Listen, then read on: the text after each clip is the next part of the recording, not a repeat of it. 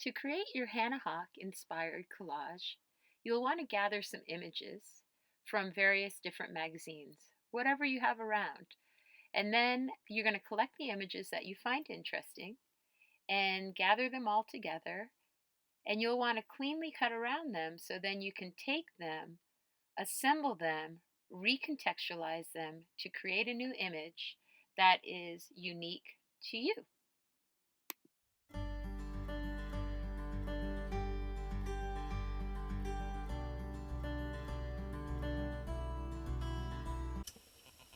Okay, once you get everything cut out, what you're going to try to do is create a unusual image using the pieces that you've selected. So I can come in here and I could even change out the legs to cut off those legs and go like this.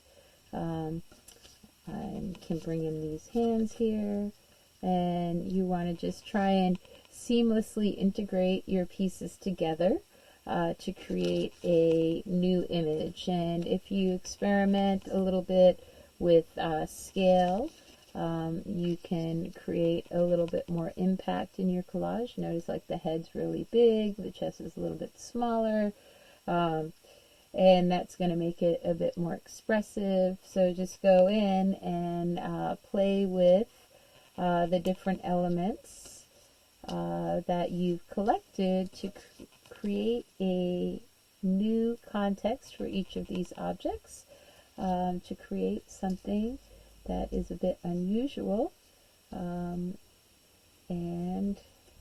collage them together.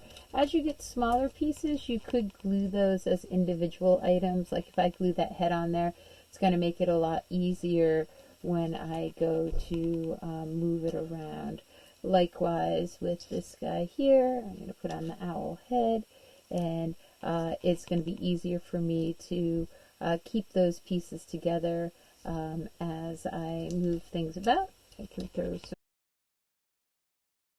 To put together all of your elements in one cohesive space, you will need to create a background. And a lot of times you're working with magazines that don't necessarily have one big open blank space of color or an image.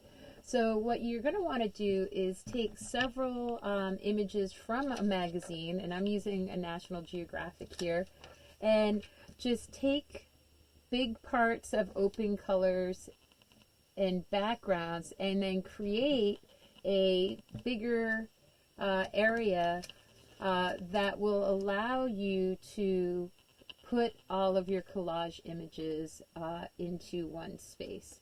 So I'm going to come in here and glue this down, and I will take this and glue this one down here. So you can see I'm piecing together many images to create that one background. Okay, and I'm going to have a little gap in there, but I'm going to just glue something over the top of that so it shouldn't show up.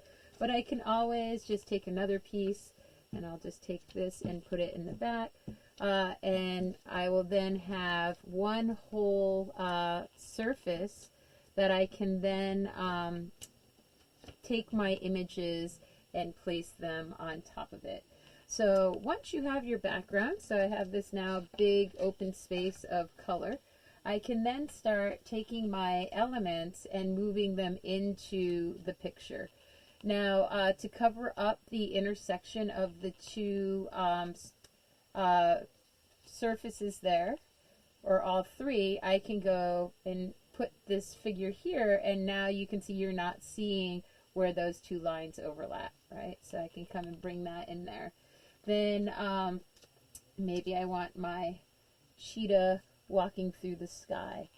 And so it's going to be easier for you to decide what you want to do with each of your images once you do have this big background, because you can then start taking your elements, putting them into your picture, and arranging how you want them to be in the collage. And again, it is helpful to glue smaller pieces together so that you can move them as one full unit instead of having to figure you know, keep moving the orange and the woman. I can just move them together as one image and then place them into my collage. And you can just continue to move things around, taking all of your different elements to create a composition that you think works well. Okay?